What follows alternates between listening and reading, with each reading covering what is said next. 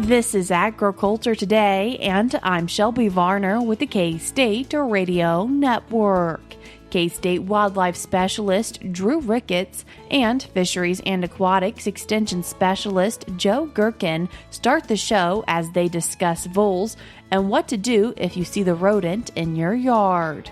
Continuing the show is Mitch Ricketts, Professor of Agricultural Safety and Health at K-State, as he explains the safety concerns and precautions for storage tanks on agricultural operations. K-State Dairy Specialist Mike Brouk ends the show, taking a closer look at McCarty Family Farms, a fourth-generation dairy farm family that will be recognized as the 2025 Dairy Producers of the Year. That and more is coming up ahead.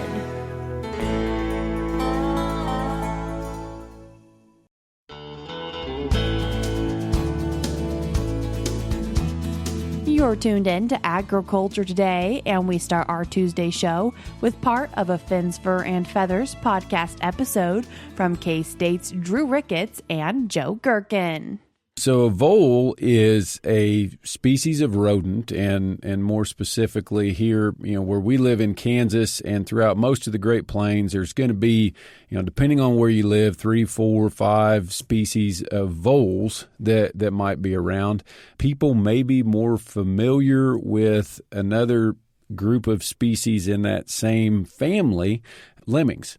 Are a lot more familiar to a lot of people than voles are, but voles and lemmings are herbivorous rodents. They're not as big as a rat, but they're about as big as a big mouse when they're an adult. So I tend to, since I did small mammal research, I think in grams when I'm thinking about this stuff rather than ounces. And so I had to go look at another source. But if you think about an adult vole, we're talking about 1 to 2 ounces. They depend on heavy cover. So the taller the grass is in your yard, or the taller the grass is adjacent to your yard too. So I see prairie vole trails that are coming out of a hay meadow next to somebody's nice lawn.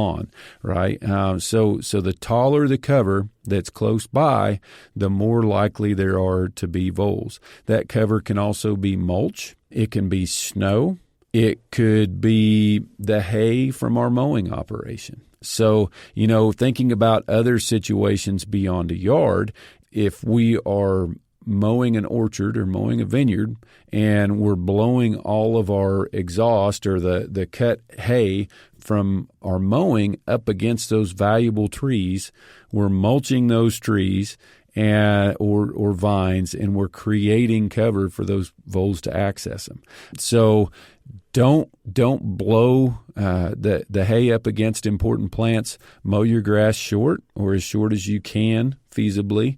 If you're having prairie vole issues or vole issues in general, you can't really do anything about snow. Yeah, so that habitat modification exclusion, I would guess, getting rid of some of those habitats that we don't want them around. Could you fence out a vole? You can, yeah. It's a lot harder than it is for some other species. And typically, if we're thinking about fencing out a vole, we're not thinking about fencing them out of a yard, right? If we've got young trees or trees in an orchard that we're concerned about voles girdling down towards the base, then we can create tree guards, basically, that we would make out of like 1/4-inch hardware cloth.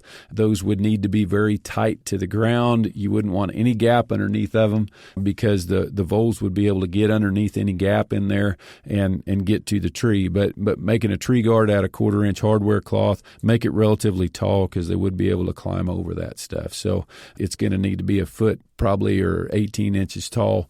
So that would be a way to exclude them. Another kind of one of those things that borders between habitat modification and exclusion is if you've got valuable plants, whether it's grapevines in a vineyard, trees, that sort of thing. If you have a relatively bare area for 3 to 4 feet around it, then that oftentimes will create a large enough barrier that would be sort of a predator. It would be a scary environment for them to be in, right? They're scared to go out in that because they might get picked off by a predator. Speaking of predators, I'm guessing the last thing is that we could be a predator of sorts and get rid of them. And so would you trap a vole? Would you poison them somehow? How would you get rid of them if you needed to do that removal? Sure. So for removal, the most practical thing for most people to do would be trapping them, but there's not a lot of folks that want to put that effort in sometimes. So the other thing with habitat modification would be removing food sources.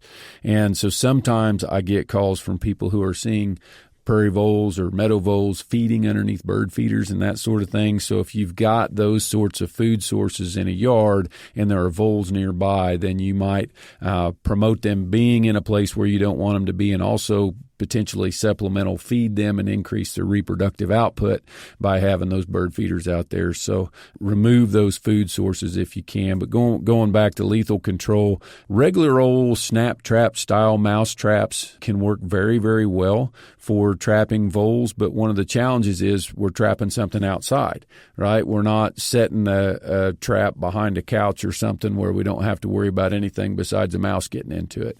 And so the way to make those effective and also safe and prevent other critters from getting into them would be to create some sort of roof to put over that trap. You can do that with a shingle. You could fold a shingle in half, make sort of an A-frame out of it, and then put a snap trap in either end of it. I would put a couple of them in there and have the trigger facing out. Bait those with peanut butter. I like to mix a little bit of oatmeal into that peanut butter. That makes it just that much more attractive for those rodents. You can trap them that way. You could also make the same sort of cover if you think this might be something that you have to do over and over again out of a piece of gutter, maybe a foot or two section of gutter. You could also cut a piece of PVC pipe in half.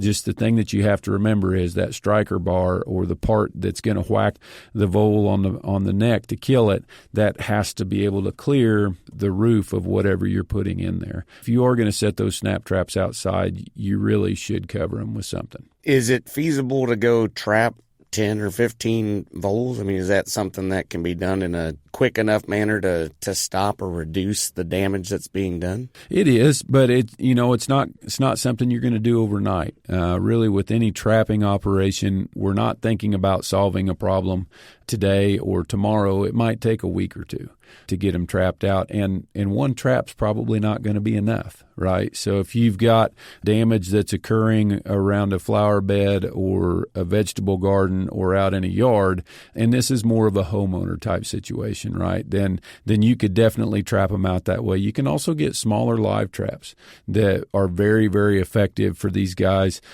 Other methods of control that are available to homeowners and also on a more commercial standpoint would be to use toxicants. Again, just like with trapping, if we're applying a toxicant outside, then we have to make sure that only the target species can get to it. That's really, really important. And so what we're going to think about there for these rodents is bait stations. And the important thing to know is that most of the toxicants that are available for rodent control that are general use, meaning anybody can buy them. You don't have to be a pesticide applicator to get them. You can go to the hardware store or the farm store or whatever and buy it. They are labeled for use within and near buildings. Okay, and what it typically says on the label is within 100 feet of a building. So if you have an issue in your yard that is within 100 feet of a building, then you could use those general use pesticides out in your yard to control voles or wood rats. Like I said, it's important to use a bait station. You can make a cheap and easy bait station to use with these sort of pesticides out of PVC pipe, like 1.5 PVC.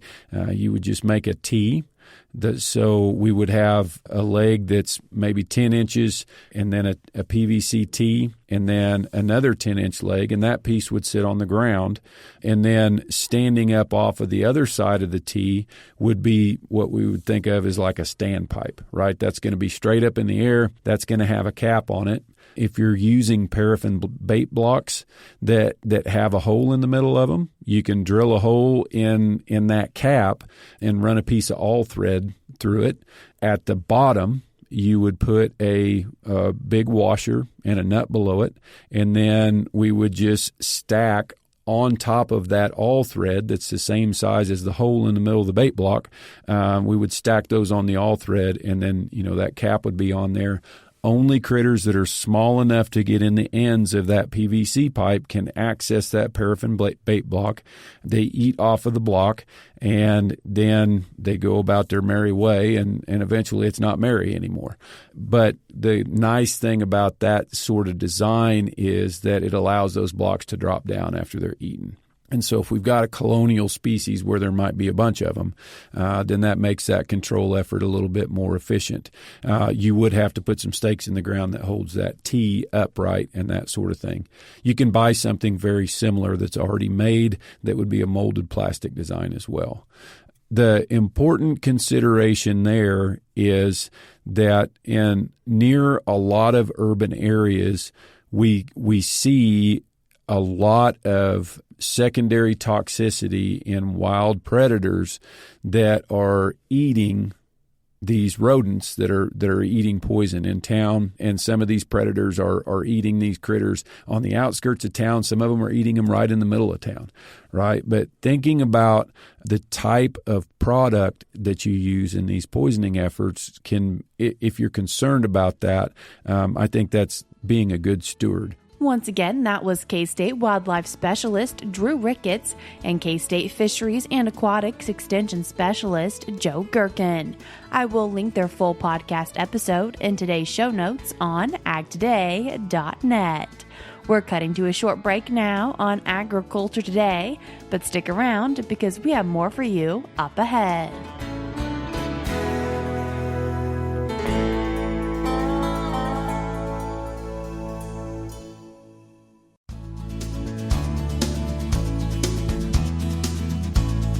You're tuned in to Agriculture Today, and we continue our show discussing safety around storage tanks with Professor of Agricultural Safety and Health at K-State, Mitch Ricketts. Mitch, thanks for joining us today. Well, thanks, Shelby. I appreciate you having me. Mitch, as we discuss storage tanks, what do you mean by that when we're thinking about agriculture?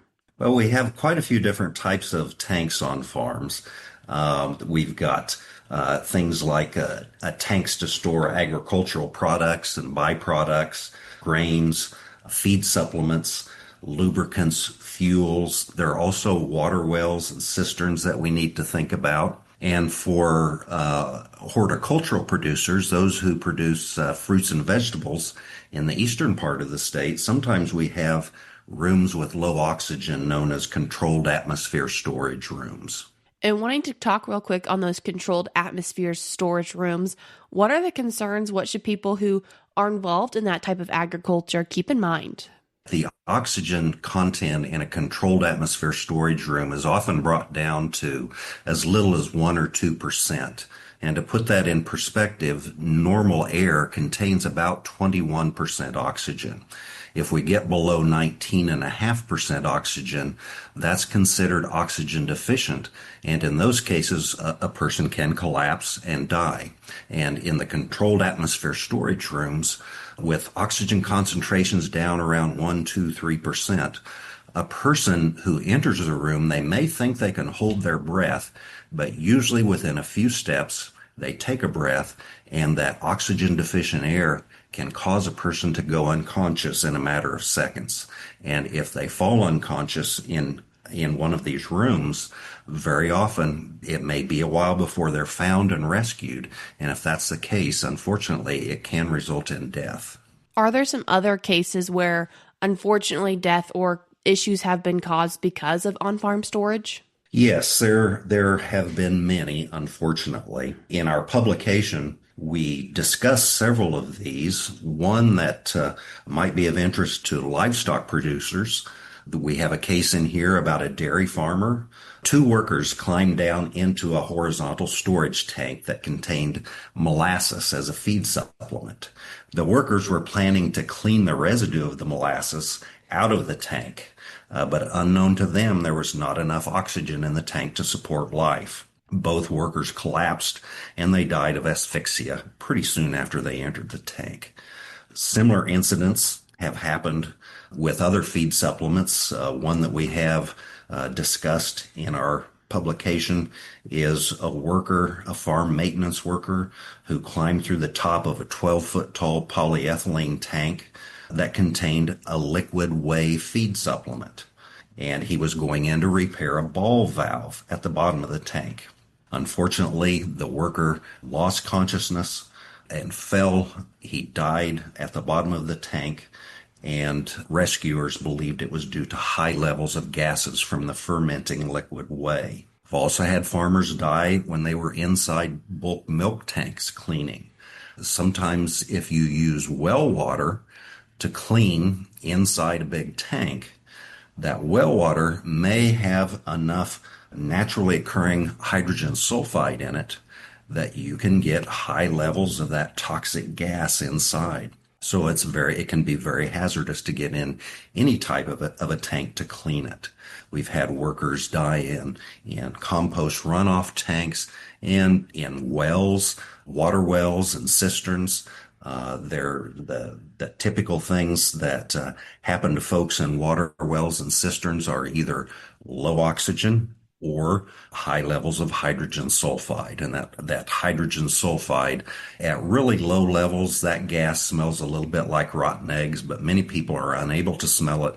And at high levels, the levels that can kill you, it really has no odor at all. So these are some of the types of tanks that folks have been hurt in on the farm. One thing that I forgot to mention was in grain bins and even in grain trucks. If they've been fumigated with pesticide, sometimes we treat stored grain with phosphine gas, such as phos toxin. And very often, if it is a bin, we'll close it up. If it is a truck, we will cover the fumigated grain with tarps. And then when we go to open up the bin, or when we go to remove the tarps, sometimes workers can be exposed to a residual phosphine gas, and that is very corrosive to the lungs. So it's really important, if you are using grain fumigants, or if you are breaking into bins or removing tarps from stored grain that has been fumigated, it's very important to follow all of the directions on the pesticide label from the manufacturer. Are there any safety precautions people can take to hopefully avoid these tragedies?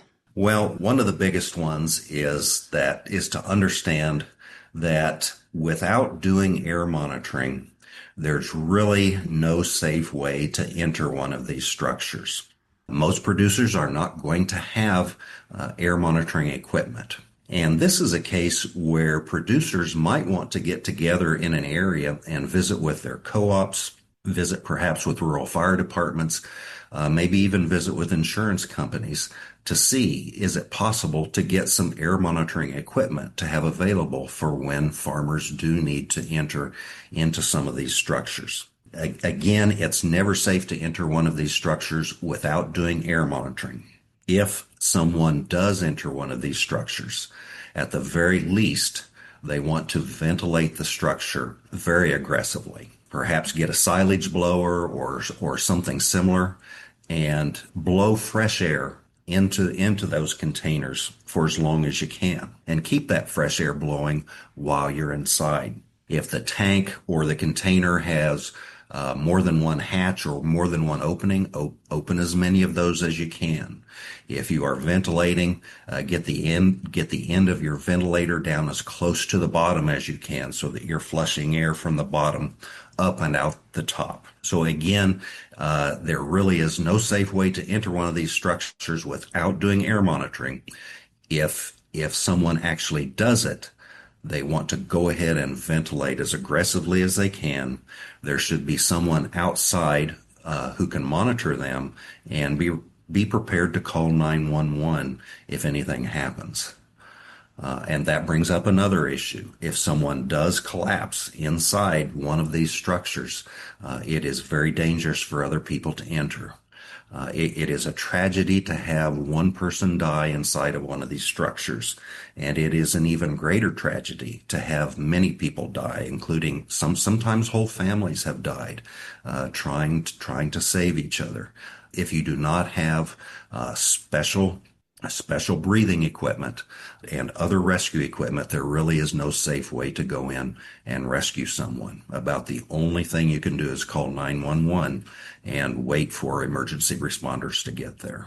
Is it important then to maybe lock those hatches or make sure kids or other people who aren't supposed to be in there can't get in there? Shelby, that's a very good point. In many cases, farmers and workers have gotten in these intentionally to do work. In some other cases, children have gotten into these structures. And in those cases, of course, it's doubly tragic. Keeping them locked, having signs outside that say, do not enter. You can purchase signs that say, permit required, confined space, do not enter. So keeping them locked and having signs is an excellent thing to do. Mitch, what are your few key points that you really want to hit home with producers when it comes to safety around farm storage tanks? Well, first of all, keep in mind that the air inside these storage tanks, it may be low in oxygen or it may have toxic gases. Even water tanks should be considered potentially hazardous because of the potential for hydrogen sulfide. And also, I will say that here at K-State, we have done some air monitoring of irrigation water well storage structures, pumping and storage structures. And in those, we have often found low oxygen, even with fresh water from ponds being pumped into these structures. So don't take it for granted that you'll be able to breathe in these. It is always a possibility that there may be low oxygen or hazardous gases. And very often you cannot tell. In some of the wells that I've monitored, the ones that had air that was acceptable looked, smelled, sounded just like wells right next to them that had low oxygen or hazardous gases in them. The other key point is keep these structures locked if you can, and keep signs on them telling people not to go in. If someone does get inside and gets injured, the best thing to do is call 911 and wait for professional emergency responders to arrive. Mitch, I appreciate you taking the time to join us today. Thank you, Shelby. It was great speaking with you. That was Professor of Agricultural Safety and Health at K-State, Mitch Ricketts. If you'd like to read more on this topic, you can do so from a recent publication titled Protecting Yourself from Respiratory Hazards in Agriculture. This is Lesson 4 in that publication, and I will link it in today's show notes on agtoday.net. We're cutting to a short break now, but we'll be right back.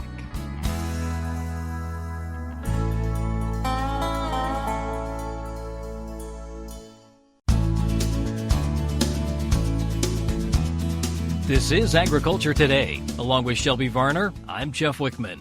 We end today's program with this week's milk lines. The World Dairy Expo is recognizing McCarty Family Farms of Rexford, Kansas, as the 2025 Dairy Producers of the Year. According to a news release from the World Dairy Expo, as fourth-generation dairy farmers, McCarty Family Farms produces high-quality milk while prioritizing animal welfare, regenerative farming, and implementing impactful business practices for their team and community. Recognized as the world's largest registered herd of Holsteins, the family milks 15,000 cows across 4 sites in Kansas, with an additional 4,000 cow herd at MVP Dairy in Ohio.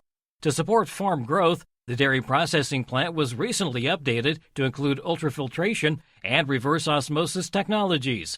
K-State dairy specialist Mike Brouk has more on the McCarty family and their dairy operations. Today I'd like to celebrate with our Kansas dairy industry the naming of one of our dairy farms as the World Dairy Expo's Dairy Producers of the Year for 2025. Recently it was announced that the McCarty Family Farms has been selected as the Expo's Dairy Producers of the Year, and they will receive their award on October 1st. As we think about this family and what it means to have them as part of our Kansas dairy industry, I just wanted to reflect a little bit on their journey. About 25 years ago, they made the move from Pennsylvania to western Kansas to the little town of Rexford to establish a dairy there. Mom and Dad, Tom and Judy, came to Kansas because they were looking for an opportunity to start a larger farm that might provide an opportunity for their 4 sons, Mike, David, Ken, and Clay. And in the last 25 years, that initial farm has grown several times and grown to different locations. It now includes a dairy processing plant as well.